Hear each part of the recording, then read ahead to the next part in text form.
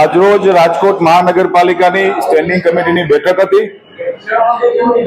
બેઠક સમયે જ ગુજરાત રાજ્યના માનનીય મુખ્યમંત્રી શ્રી ભૂપેન્દ્રભાઈ પટેલ સાહેબનો મને ફોન આવ્યો।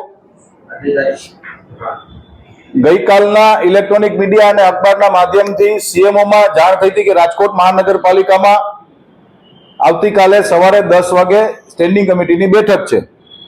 એટલે સૌ કોર્પોરેટર મિત્રોની હાજરીમાં જ્યારે સંકલન શરૂ થયું તરત જ માનનીય મુખ્યમંત્રી શ્રીનો સૌ કોર્પોરેટરોને શુભકામનાનો સંદેશો ભારતીય જનતા પાર્ટીના સૌ કોર્પોરેટર મિત્રોને મેં એમના મોબાઈલથી માઇકમાં સંભળાવ્યો છે। કુલ આજે 47 દરખાસ્તો હતી। આ 47 દરખાસ્તોમાં 12,27,41,00,000 જેવા માતબર રકમના વિકાસ કામોને મેં ખુલ્લા મૂક્યા છે।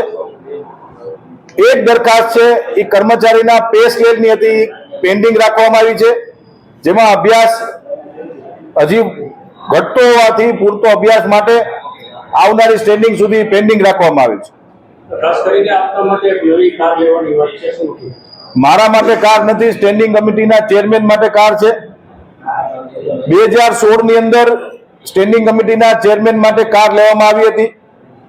2,28,000 કિલોમીટર ચાલી ગયેલી કાર છે અને વ્યાપક પ્રમાણમાં ખર્ચા આપે છે। એટલે સ્ટેન્ડિંગ કમિટીમાં ઇનોવા હાઈક્રોસ જે કેન્દ્ર સરકારની ગાઈડલાઈન મુજબ હાઇબ્રિડ કાર સ્ટેન્ડિંગ કમિટીના ચેરમેનની આજે દરખાસ્ત મંજૂર કરવામાં આવી છે।